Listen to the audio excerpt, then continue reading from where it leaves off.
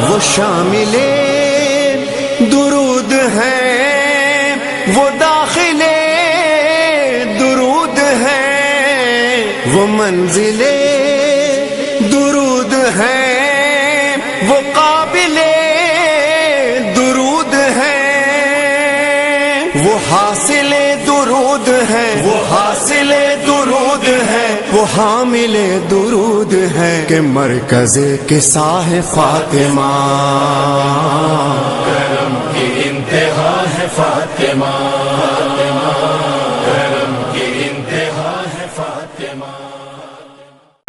گھر خدا کا ہے کیا آباد علی نے تو خدا چاہتا ہے کہ علی چاہتا ہے کہ علی کا گھر بسائے فاطمہ۔ طیبین الطاہرین المعصومین المظلومین ولعنت اللہ علی اعدائہم اجمعین من یومنا ھذا الی قیام یوم الدین۔ رب اشرح لی صدری ویسر لی امری واحلل عقدۃ من لسانی یفقهوا قولی۔ اما بعد فقد قال اللہ الحکیم فی القرآن الکریم۔ بسم اللہ الرحمن الرحیم۔ انا اعطیناک الکوثر فصل لربک وانحر ان شانئک هو الابتر۔ صلوات بھیجتے محمد والے محمد۔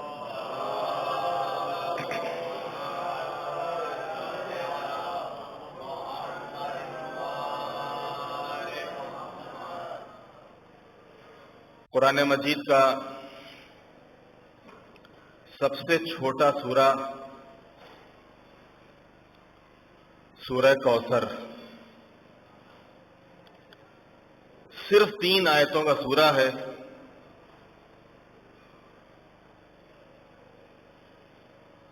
لیکن قدرت نے بھی کمال کر دیا۔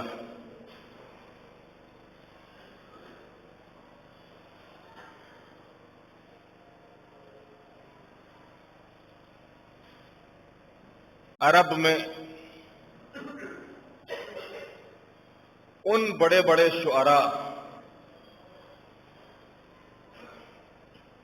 کہ جن شاعروں کے کلام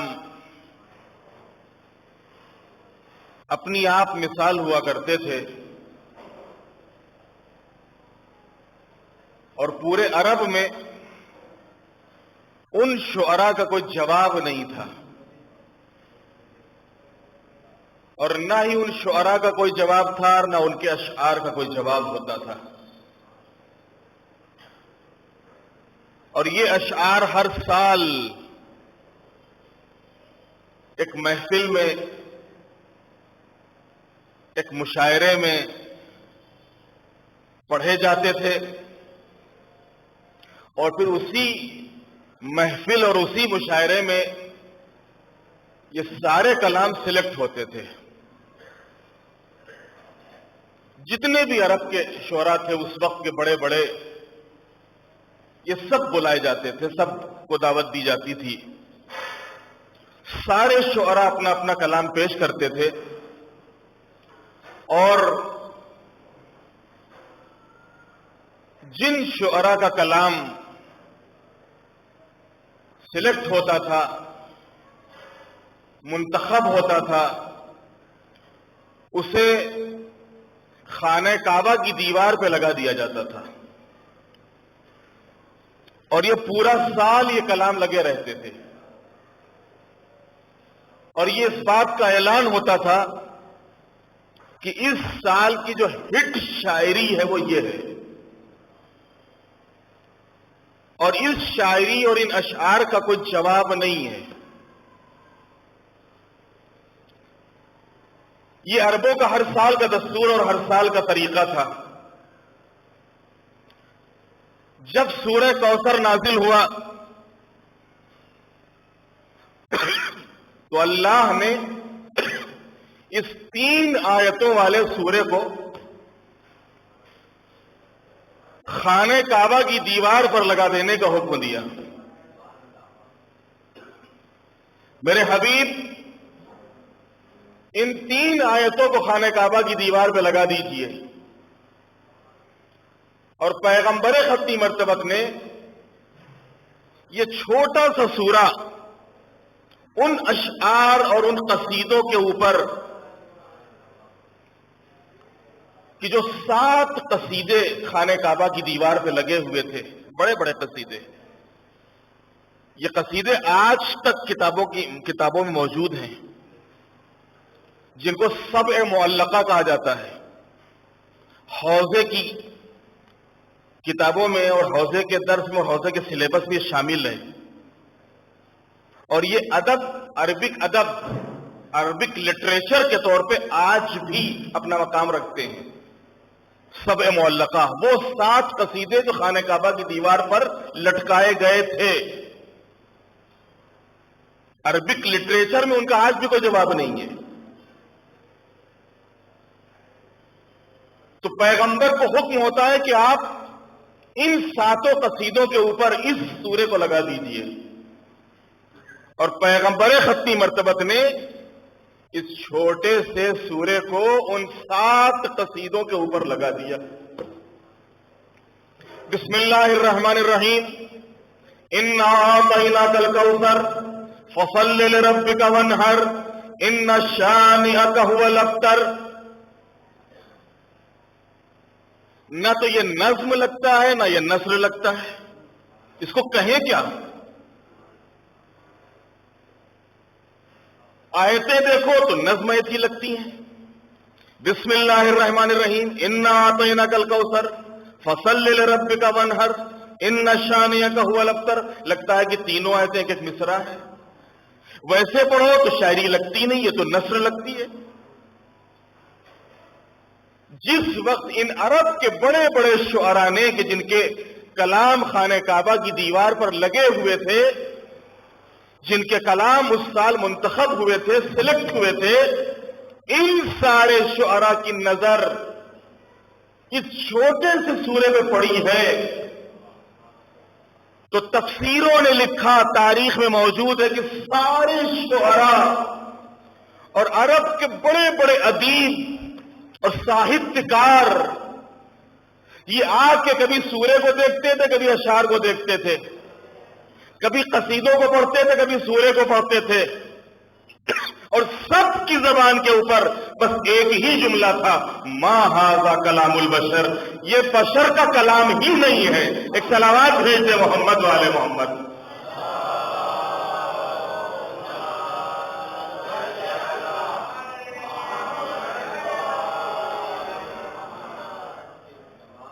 یہ بشر کا کلام ہی نہیں ہے۔ یہ کس دور کی بات ہے؟ یہ اس دور کی بات ہے کہ جب پیغمبر کو تانے دیے جا رہے تھے۔ کس چیز کے تانے؟ ابتر کے تانے۔ 2 چیزیں ہوتی ہیں، 2 طریقے، ایک ہوتا ہے جسمانی اذیت اور ایک ہوتی روحانی اذیت۔ جسمانی اذیت، کانٹے بچھا دیتے تھے، پتھر مارتے تھے، راستہ روک لیتے تھے، بائیکاٹ کر دیتے تھے، یہ تھی جسمانی اذیت۔ لیکن اس سے ہٹ کے پیغمبر کو یہ لوگ کیا کرتے تھے؟ تانے دیتے تھے۔ تانے دینا جسمانی اذیت نہیں، روحانی اذیت ہوتی ہے۔ تانے دیتے تھے، پیغمبر کو شاعر کہا کرتے تھے، جو بغیر وحی کی کلام ہی نہیں کرتا تھا، اس کو یہ شاعر کہتے تھے کہ تو شاعری ہے.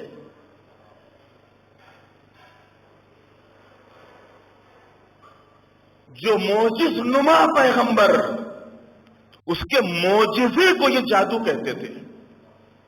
یہ تو جادو ہے، سحر ہے، یہ ساحر ہے. جس کی یہاں اولاد نہیں ہوئی یا اولاد ہوئی تو اللہ کو پیاری ہو گئی، اس کو وہ ابتر کہتے تھے، مختون نسل. یہ تھی روحانی اذیت جو پیغمبر کو دی جا رہی تھی. جو عقل کل ہے، اس عقل کل کو دیوانہ کہا جا رہا تھا. دیوانہ، عقل کل، اور اس عقل کل کا حضرت دیوانہ جا رہا ہے. یہ تھی روحانی اذیت. جہاں ایک طرف پیغمبر کو جسمانی اذیتیں دی جا رہی تھی، کانٹے بچھائے جا رہے تھے، پتھر مارے جا رہے تھے، راستہ روکا جا رہا تھا، بائیکاٹ کیا جا رہا تھا، وہیں دوسری طرف روحانی اذیتیں. یہ دیوانہ جا رہا ہے، یہ شاعر ہے، یہ ساحر ہے، یہ ابتر ہے. یہ جتنے بھی تانے پیغمبر کو دیے، شاید ان تمام تانوں میں اگر کوئی تانا واقعاً پیغمبر کے دل پہ لگا ہے تو وہ ابتر کا تانا تھا. ابتر کا تانا، مختون نسل. جس وقت پیغمبر گزرتے تھے لوگ ابتر کہتے تھے، پیغمبر کے چہرے کا رنگ اتر جاتا تھا. اللہ نے اپنے حبیب کو تسلی دینے کے لیے سورہ کوثر بھیجا.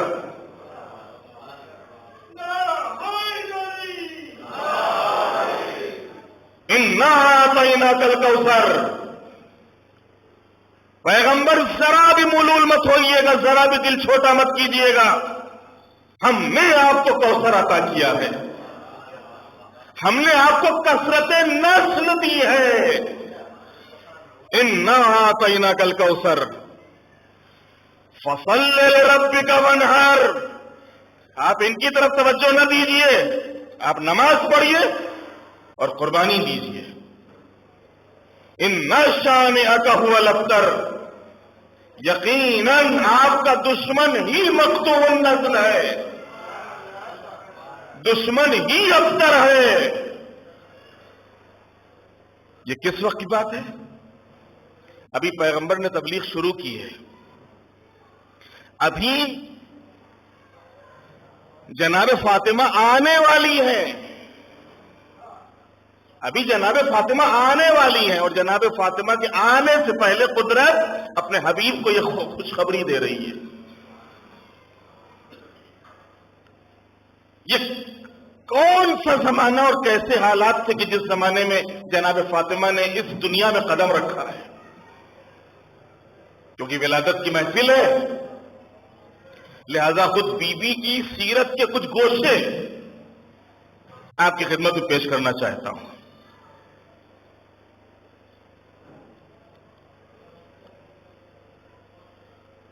بی بی کی سیرت کے کچھ گوشے.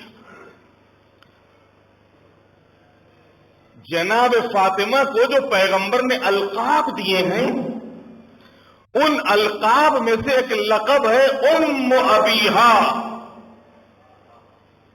فاطمہ باپ کی ماں ہے. ماں ماں ہوتی ہے، باپ باپ ہوتا ہے، بیٹی بیٹی ہوتی ہے. یہ بیٹی ماں کیسے ہو گئی؟ فاطمہ تو ام ابیہا، فاطمہ اپنے باپ کی ماں ہے. اس ماحول میں، ان حالات میں کہ جس سے پیغمبر گزر رہے تھے،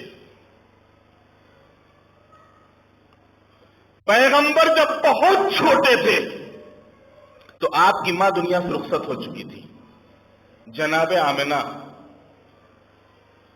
باپ آپ کے دنیا میں آنے سے پہلے ہی جا چکے تھے، اور پیغمبر یتیم تھے، یتیم ہی دنیا میں آئے.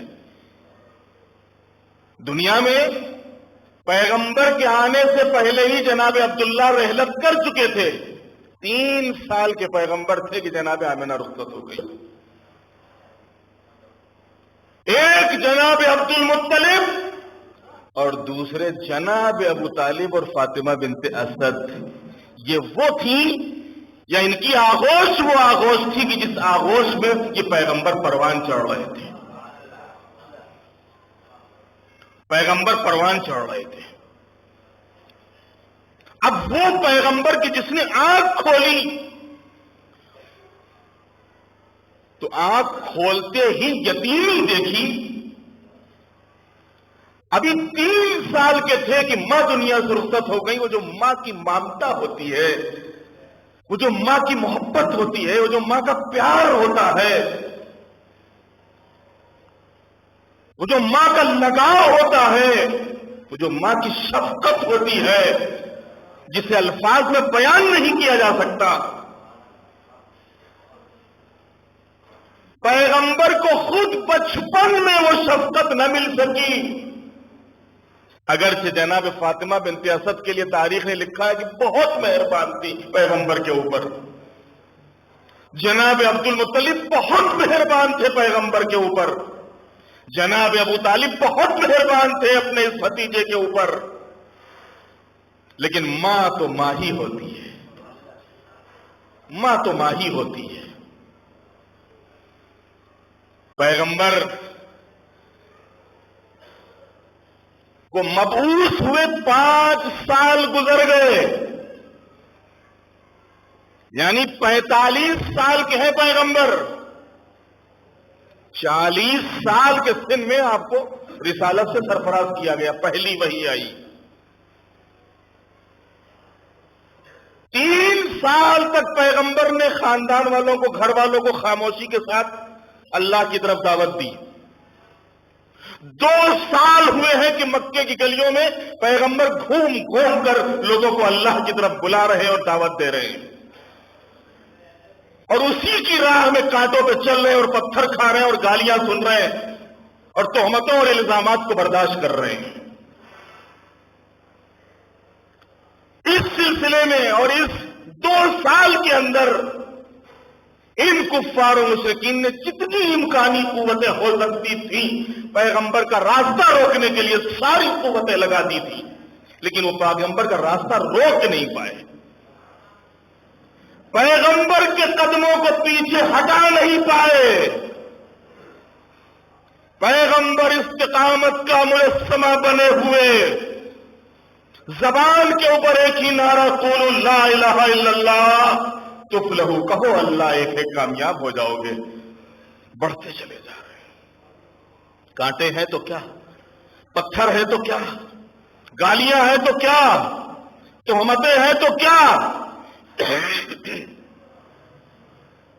جب کچھ نہ بن پڑا ساری امکانی قوتیں انہوں نے لگا لی, لیکن پیغمبر کی زبان, پیغمبر کی تبلیغ, پیغمبر کا مشن, پیغمبر کی تحریک, پیغمبر کے قدم اور نر پیچھے ہٹے. تو انہوں نے کہا کہ اب ان کا اکنامک بائیکاٹ کرو, سوشل بائیکاٹ. بیان کر دینا آسان ہے, سن لینا آسان ہے, سوشل بائیکاٹ آسان نہیں ہے. سوشل بائیکاٹ, سوشل بائیکاٹ کا مطلب کیا ہے؟ آج سے اس پورے شہر بھاؤ نگر کا کوئی بھی آدمی نہ تو ان کو سلام کرے گا, نہ ان سے کلام کرے گا, نہ ان سے کچھ لے گا, نہ ان کو کچھ دے گا. پورے بھاؤ نگر میں کوئی ایک بھی. یہ ہے سوشل بائیکاٹ. کتنے دن انسان رہ لے گا ایسے حالات میں؟ آپ کسی بھی دکان پہ جاؤ گے, کچھ تو ضرورت ہوگی. نہ تو آپ کو دودھ ملے گا, نہ سبزی ملے گی, نہ سامان ملے گا, کچھ بھی نہیں ملے گا آپ کو. سوشل بائیکاٹ آپ کا. جس دکان پہ جاؤ گے, اچھا آپ وہی ہو, نہیں آپ کو نہیں دینا ہے. جس انسان کے پاس جائیں گے, اچھا آپ وہی ہو, نہیں آپ کو نہیں دینا ہے. جس جگہ بھی جاؤ گے آپ, اچھا وہی ہو, آپ سے کلام نہ کرنا, جاؤ ہمارے یہاں سے. یہ تھی پیغمبر کی زندگی. اور ایسے ہی حالات میں پیغمبر کے گھر بیٹی آ رہی ہے. اللہ اکبر. ایسے حالات میں، ایسے سخت حالات میں پیغمبر کے گھر بیٹی آ رہی ہے.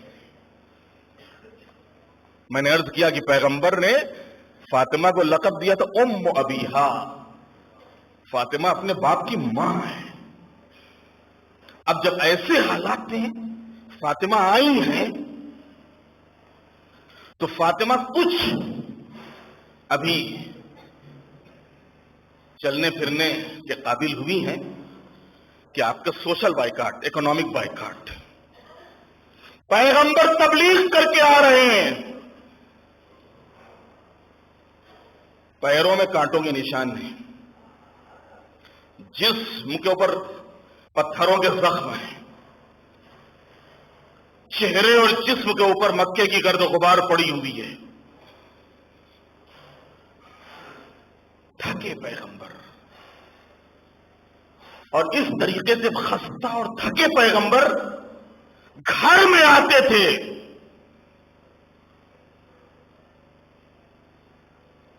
تو یہی جناب فاطمہ تاریخ نے لکھا کہ ابھی آپ کا سن صرف 3 سال یا 4 سال کا تھا، اور اس 3-4 سال کے سن میں فاطمہ کرتی کیا تھی؟ ایک پیالے میں پانی لیتی تھی، چھوٹے چھوٹے قدموں سے آگے جاتی تھی، ایک پیالہ اٹھاتی تھی، پیالے میں پانی لیتی تھی، اور پانی لے کے بابا کے پاس آتی تھی. بابا آپ تبلیغ کر کے آ رہے ہیں، تھک گئے ہوں گے، پانی پی لیجیے. اور اپنے ہاتھوں سے بابا کو پانی پلاتی تھی، اور جب پانی پلا چکتی تھی تو بیٹھ جاتی تھی. بابا آپ لیٹ جائیے، آپ تھک گئے ہوں گے. اور پھر کبھی سر کے اوپر آ کے ہاتھ رکھتی تھی، لائیے میں آپ کا سر دبا دوں. اور کبھی پیروں کے قریب آ جاتی تھی اور اپنے ننھے ننھے ہاتھوں سے پیغمبر کے پیروں کو دبانے لگتی تھی. پیغمبر کو ان کی ماں یاد آ جاتی تھی، ماں کی یاد آ جاتی تھی. اور برجستہ پیغمبر کی زبان پر یہ جملہ آتا تھا، فاطمہ تو ام ابیہا، فاطمہ اپنے باپ کی ماں ہے. ایک صلوات بھیجتے محمد والے محمد.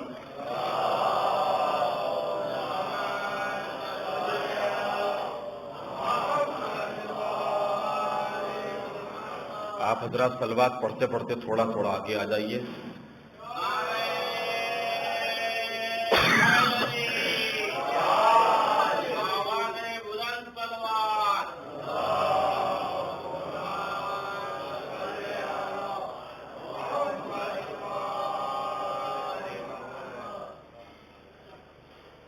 فاطمہ تو ام ابیہا، فاطمہ اپنے باپ کی ماں ہے.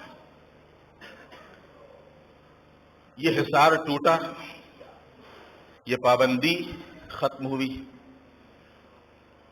ایک معاہدہ تھا کہ جنہوں نے آپس میں لکھا ہوا تھا. جب یہ معاہدہ ہوا تھا کہ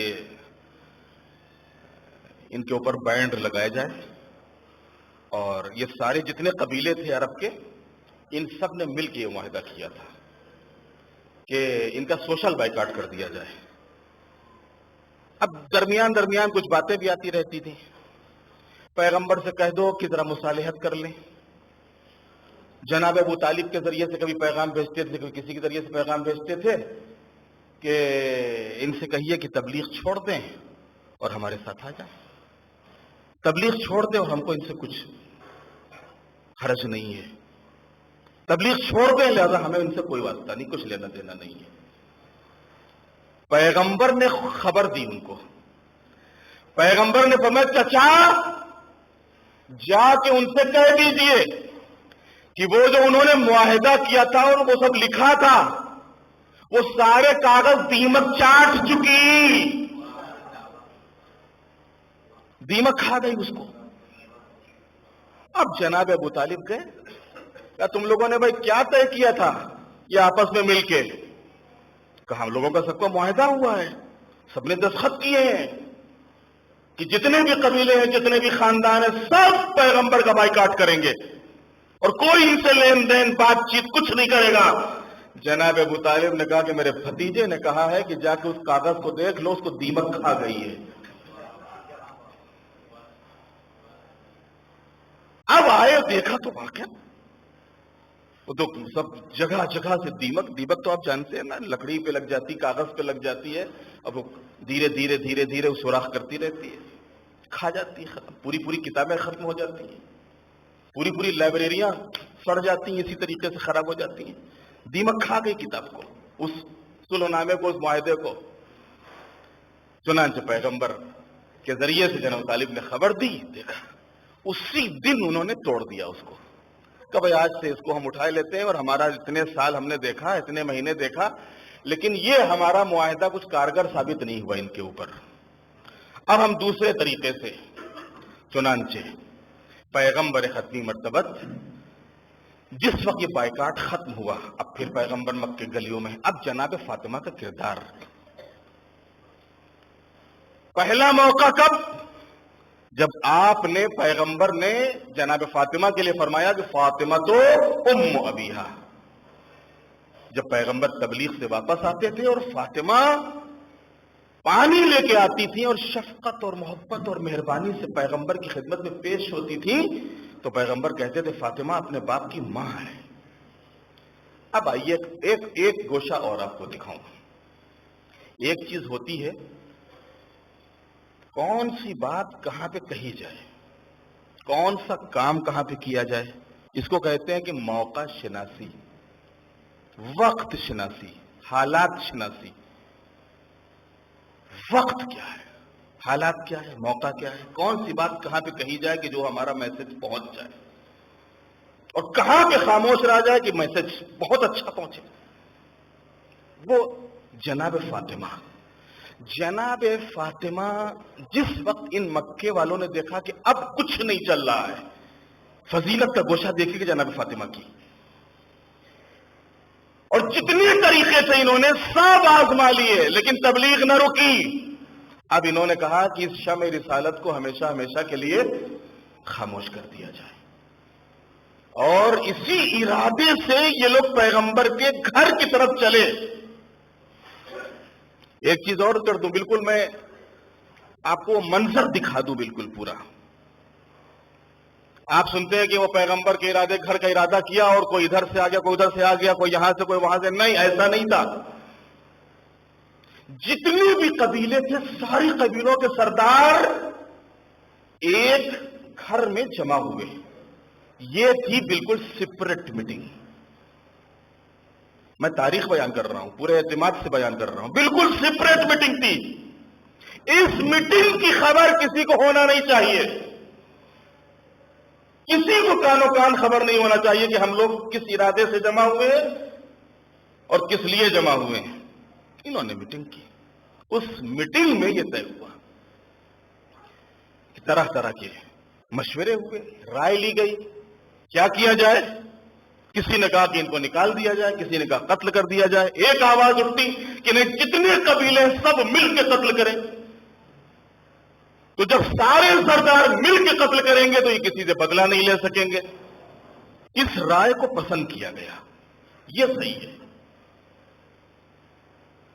कबस थे वो यहां से कोई कहीं जाएगा नहीं, इसलिए कि अगर हम बाहर निकले और कोई भी अपने घर गया तो हो सकता है कि जो कुछ मीटिंग में बयान हुआ है वो लीक हो जाए, और इस तरीके से पैगंबर तक पहुंच जाए और मोहम्मद घर छोड़ने में या मक्का छोड़ने में कामयाब हो जाए। लिहाजा बात बाहर नहीं जाना चाहिए और मोहम्मद मक्का छोड़ने ना पाए। इसके लिए क्या किया जाएगा, जितने हो सब एक साथ रहना, और हम सब यहीं से, कोई अपने अपने घर नहीं जाएगा, कोई किसी अपने दोस्त यार से मुलाकात नहीं करेगा। हम लोग सब यहीं से सीधे मोहम्मद के घर चलेंगे और जाके घर घेर लेंगे, और जब हम अपने मिशन में कामयाब हो जाएंगे तब घर जाएंगे। इस इरादे से ये सब निकले पैगंबर के बैतुल शरफ की तरफ। उधर अल्लाह ने अपने हबीब को आवाज दी है, मेरे हबीब अभी इसी वक्त मक्का छोड़ दो और अपने बिस्तर पर अपने भाई अली को सुला दो।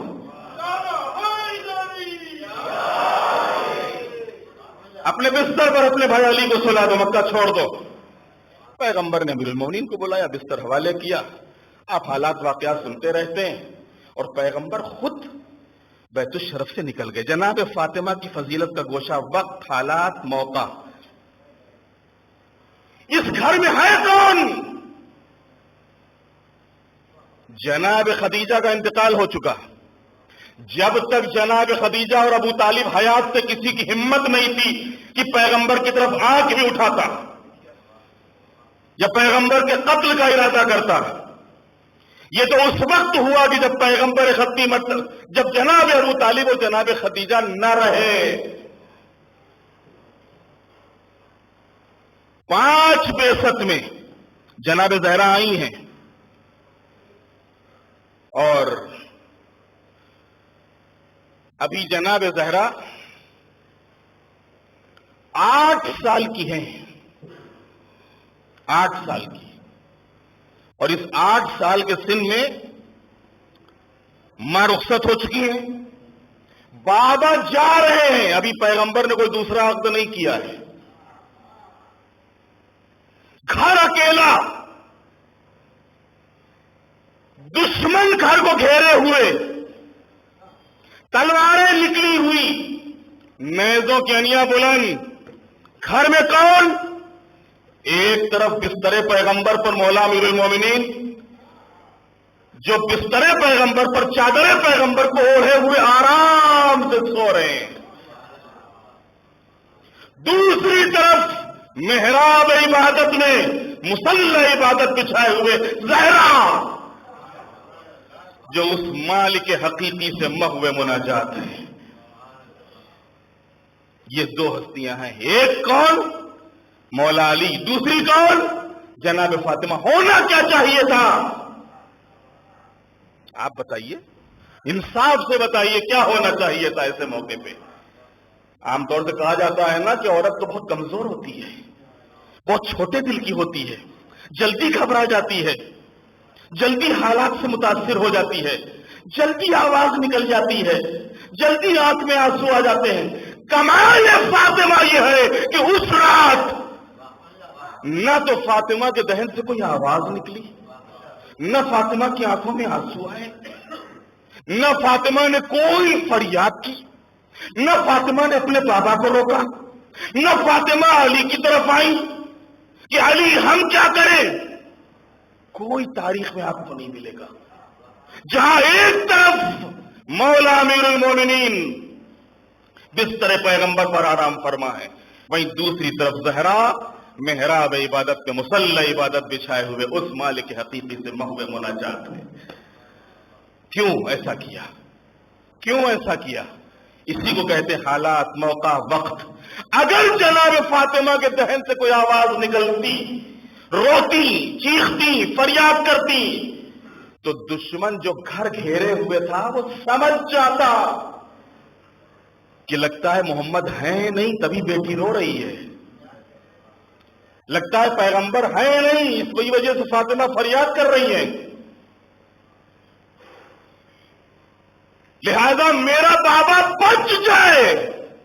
اگرچہ تیر ہے تو کیا، تلوار ہے تو کیا، نیزے ہیں تو کیا، دشمن ہے تو کیا، ہم سینے پہ پتھر رکھ لیں گے لیکن روئیں گے نہیں، آواز نہیں نکالیں گے۔ آج کوئی آواز نہیں، آج کوئی چیخ پکار نہیں، آج کوئی فریاد نہیں۔ پوری رات آہستہ آہستہ دل ہی دل میں اپنے رب کو پکارتی رہی اور اپنے رب سے محو مناجات رہی۔ بس یہی کے اوپر ایک جملہ کہہ کر بات کو آگے بڑھا دوں گا کہ جتنا کمال مولا امیر المومنین کا اور کھچی ہوئی تلواروں میں اور نیزوں میں بستر پیغمبر پر میٹھی نیند سو جانا ہے، اتنا ہی کمال فاطمہ کا خاموشی کے ساتھ پوری رات محو عبادت ہونا ہے۔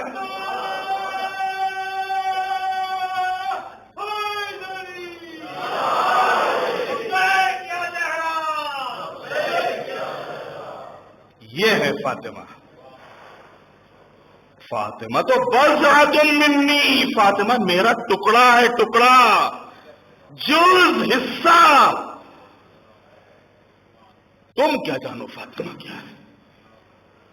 पैगंबर फरमाते हैं कि फातिमा की मोहब्बत 100 मकाम पे काम आएगी, 100 मकाम पे। और कैसे 100 मकाम? निहायत ही हौलनाक मकाम। 100 मकाम पर फातिमा की मोहब्बत काम आएगी। उसके बाद फिर 10 मकाम पैगंबर ने गिनवाए। देखो, फातिमा की मोहब्बत काम आएगी उस वक्त जब तुम मौत और जिंदगी के दरमियान में होगे। फातिमा की मोहब्बत काम आएगी उस वक्त जिस वक्त मलकुल मौत तुम्हारी रूह खींच रहा होगा, निकाल रहा होगा। अगर तुमने दुनिया में खुलूस के साथ फातिमा से मोहब्बत की है तो यह वक्त तुम्हारे लिए आसान हो जाएगा, वरना उस सख्ती को कोई बर्दाश्त नहीं कर सकता है। और देखो, फातिमा की मोहब्बत काम आएगी जिस वक्त तुम कब्र में उतारे जाओगे और पटरे रख दिए जाएंगे और उस अकेले घर में तुम्हारा कोई ना होगा। फातिमा की मोहब्बत काम आएगी कहां? जब मुनकिर नकीर और मुबश्शिर बशीर तुमसे पूछेंगे मन रब्बुक, मन नबियुक, मन इमामुक, मन किताबुक, मन क़िबलतुक। इंसान हैरान हो जाएगा, परेशान हो जाएगा, बन नहीं पड़ेगी कि क्या जवाब दे। उस मौके के ऊपर अगर इंसान के काम आएगी तो फातिमा की मोहब्बत काम आएगी।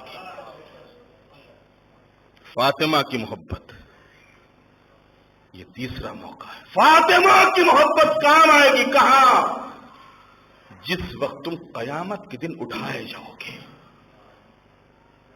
जिस वक्त तुमको कयामत के दिन उठाया जाएगा, लोग हैरान परेशान इधर उधर भाग रहे होंगे, किसी को कुछ समझ नहीं आ रहा होगा, कहां जाए, क्या करे, किसको पुकारे, किससे फरियाद करे।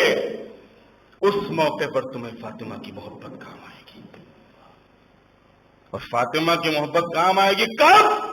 जब तुम्हारा नामा अमाल तुम्हारे हाथ में दिया जाएगा कि लो पढ़ लो अपना नामा।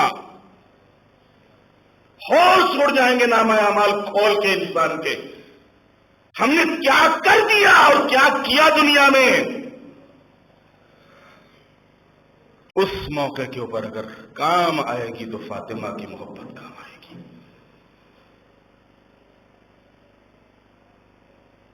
फिर पैगंबर फरमाते हैं कि जिस वक्त तुम्हारा नामा अमाल मीजान में रखा जाएगा, तुम्हारा वजन किया जा रहा होगा, तुम किस लायक हो, तुम्हारा दर्जा क्या हो, तुम्हारा मकाम क्या हो, कहां भेजे जाओ तो कौन से दर्जे में रखे जाओ। सब एक दर्जे में नहीं होंगे, सब एक मकाम में नहीं होंगे, सब एक जगह नहीं होंगे, सब अलग अलग दर्जे हैं, अलग अलग मकाम हैं, अलग अलग जीने हैं, अलग अलग रुतबे हैं, अलग अलग मर्तबे हैं। उस मौके के ऊपर कि जिस वक्त मीजान में तुम्हारा नामा अमाल रखा जाएगा, फातिमा की मोहब्बत काम आएगी। आखिरी, फातिमा की मोहब्बत काम आएगी कब? जिस वक्त तुम सिरात से गुजर रहे होगे, सिरात से गुजर रहे होगे। जिस वक्त सिरात से तुमको गुजारा जाएगा, उस मौके के ऊपर लोग गिर रहे होंगे, लेकिन अगर फातिमा से खुलूस के साथ तुमने मोहब्बत की है तो यही मोहब्बत तुमको इस पुल के ऊपर से आसानी से गुजार देगी और सख्तियों से निकल के तुम आसानियों की तरफ चले जाओगे। यह है फातिमा की मोहब्बत। 100 मकामात, जिनमें से 10 ये हौलनाक मकाम है। इन मकामात के ऊपर तुम्हें मोहब्बत, फातिमा की मोहब्बत काम आएगी। क्या कहना जनाब फातिमा का। इन्ना आतैनाकल कौसर फसल्लि लिरब्बिका वन्हर इन्ना शानिअका हुवल अब्तर। पैगंबर, हमने आपको कौसर अता किया है, हमने आपको कसरत नस्ल अता की है। फसल्लि लिरब्बिका वन्हर, आप नमाज पढ़िए और कुर्बानी दीजिए। इन्ना शानिअका हुवल अब्तर, यकीनन आपका दुश्मन ही अब्तर है। जनाब फातिमा, رسول اللہ خود ایک دن خود آئے جناب فاطمہ کی خدمت میں، اور آنے کے بعد کہتے فاطمہ، اور لوگوں کو مخاطب کر کے کہا کہ معلوم ہے تم کو فاطمہ کا نام فاطمہ کیوں رکھا گیا؟ فاطمہ کا نام فاطمہ اس لیے رکھا گیا ہے کہ فاطمہ کے چاہنے والوں کے اوپر جہنم حرام ہے۔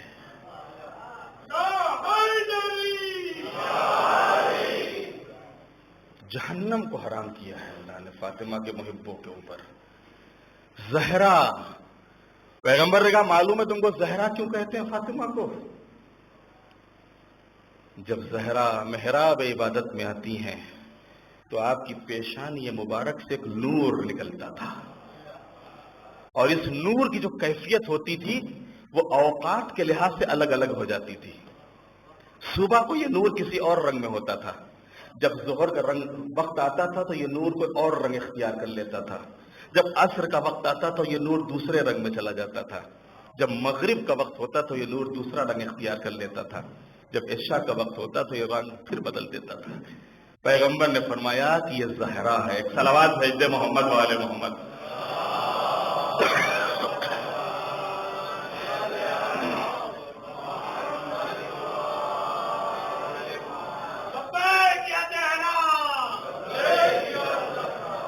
فاطمہ، زہرا، بطول، بطول کیوں کہتے ہیں؟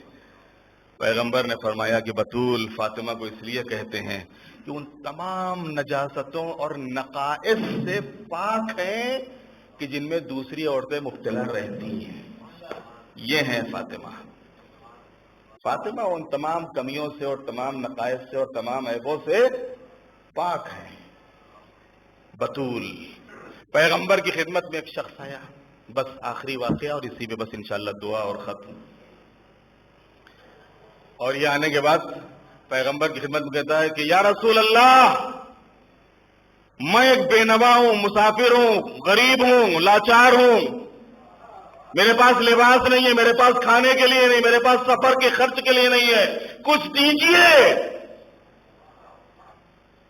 پیغمبر نے کہا کہ بھائی دیکھو، اس وقت فی الحال اس وقت میرے پاس تو یہاں پر کچھ نہیں ہے، لیکن میں تم کو ایک ایسا در بتا رہا ہوں کہ جس در سے تم خالی ہاتھ نہیں آؤ گے۔ تم کو ایک ایسے در کی رہنمائی کر رہا ہوں کہ جس در سے تم خالی ہاتھ نہیں آؤ گے۔ بلال کو بلایا، بلال اس شخص کو لے جاؤ زہرا کے دروازے پہ۔ جناب بلال اس غریب کو، اس مسافر کو، اس لاچار کو، اس سائل کو لے کے جناب زہرا کے دروازے پہ آئے۔ جناب زہرا نے پوچھا تم کون ہو؟ کہا کہ میں ایک سائل ہوں، میرے جسم پہ لباس نہیں ہے، لباس پہنا دو، میں بھوکا ہوں، کھانا کھلا دو، میں دور سے آیا ہوں، میرے پاس کرایہ نہیں، سفر خرچ نہیں، کچھ سفر خرچ دے دو کہ میں چلا جاؤں اپنے وطن، اپنے گھر پہنچ جاؤں۔ اللہ اکبر۔ بی بی نے کہا کہ ٹھیک ہے۔ کچھ نہیں تھا گھر میں، نہ کھانے کے لیے تھا کہ جو دیتی، نہ پہننے کے لیے تھا کہ جو دیتی، نہ ہی پیسے تھے کہ جو دیتی اس کے سفر میں کام آتے۔ جناب فاطمہ نے وہ فرش اٹھایا کہ جس پر حسنین آرام کرتے تھے، جو کھال کا بنا ہوا تھا، اس کھال کے فرش کو اٹھا کے لپیٹ کے سائل کے حوالے کیا۔ دیکھو مال دنیا میں سے اس وقت بس یہی ہے، یہ تم لے لو، اللہ تمہاری مشکل کو آسان کرے گا۔ اس نے بٹوا فرش وہیں کھول دیا۔ یہ ہمارے کس کام آئے گا؟ میں بھوکا ہوں، مجھے کھانا چاہیے، اس سے میں کیسے کھانا کھاؤں گا؟ میرے جسم پہ لباس نہیں ہے، میں اس سے کیسے لباس پہنوں گا؟ میرے پاس خرچ نہیں ہے، یہ کتنے پیسے میں بکے گا کہ ہم جائیں اپنے گھر تک پہنچ جائیں گے؟ جناب فاطمہ نے کچھ نہ کہا۔ آپ بیت الشرف میں آئیں، حجرے میں، اور حجرے میں آنے کے بعد چادر کے اندر ہاتھ ڈال کے آپ نے وہ ہار جو پہنے ہوئے تھی اسے اتارا، اور اس ہار کو اتار کے ایک کپڑے میں، ایک پارچے میں لپیٹا، اور لپیٹ کے سائل کے حوالے کر دیا، جاؤ اللہ تمہاری ساری ضرورتیں پوری کر دے گا۔ جناب بلال اس سائل کو لیے ہوئے پیغمبر کی خدمت میں آئے۔ کیا ہوا؟ کچھ ملا تمہیں اس در سے؟ ہاں ملا۔ کیا ملا؟ یہ ہار دیا ہے۔ ہار؟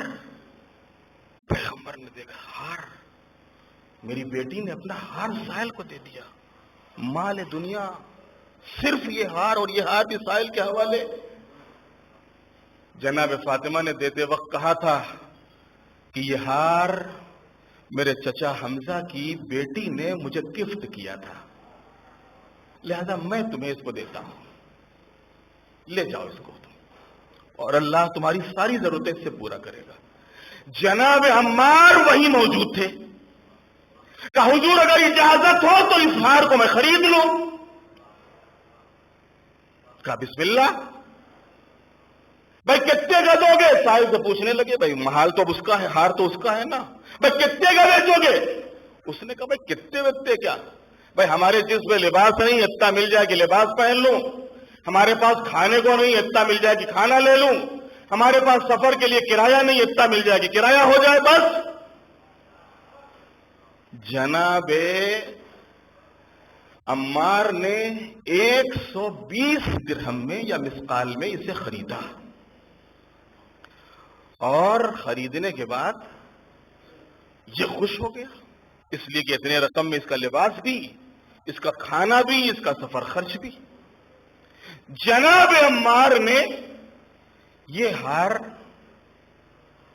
اور اپنا غلام، ایک غلام کو ساتھ کیا کہ جاؤ یہ ہار میری طرف سے پیغمبر کو گفٹ کر دو، پیغمبر کو ہدیہ کر دو۔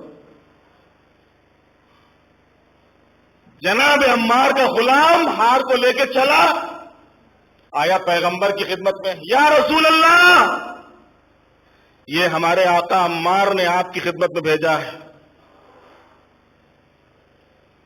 جناب پیغمبر نے دیکھا ہار کو، پھر کپڑے میں لپیٹا، کہ میں نے تم کو اور اس ہار کو اپنی بیٹی کو گفٹ کیا۔ جناب بلال ان کو لیے ہوئے آئے، اور غلام اور یہ ہار در سیدہ کے اوپر دستک دی۔ کیا بھائی خیریت؟ ہاں یہ ہار لایا ہوں، یہ ہمارے آقا نے آپ کے بابا کو گفٹ کیا تھا، اور آپ کے بابا نے خود مجھے اور اس ہار کو آپ کو گفٹ کیا ہے، آپ کو گفٹ کیا ہے۔ جناب فاطمہ نے ہار لیا اور اس غلام سے کہا کہ تم کو میں نے اللہ کی راہ میں آزاد کر دیا۔ وہیں یہ سائل کھڑا ہوا تھا، پیغمبر کی خدمت میں ہنستا ہوا مسکراتا ہوا آیا۔ پیغمبر نے سوال کیا اتنا خوش کیوں ہے، اتنا ہنس کیوں رہا ہے؟ بس ایک مرتبہ کہتا ہے کہ اس ہار کی برکت پہ ہنس رہا ہوں، کتنا برکتی ہار ہے، کتنا برکتی ہار۔ ایک بھوکے کو کھانا کھلا دیا اس ہار نے، ایک برہنہ کو لباس پہنا دیا اس ہار نے، ایک مسافر کو اس کے وطن پہنچا دیا اس ہار نے، ایک غلام کو آزادی دے دی اس ہار نے، اور پھر یہ ہار اپنے اصلی وارث کے پاس بھی پہنچ گیا۔ بس عزیزو کہنے دیجئے کہ جس بیوی کا ہار اتنا بابرکت ہو اس کی نسل کتنی بابرکت ہوگی۔ ایک صلوات بھیجتے ہیں محمد والے محمد۔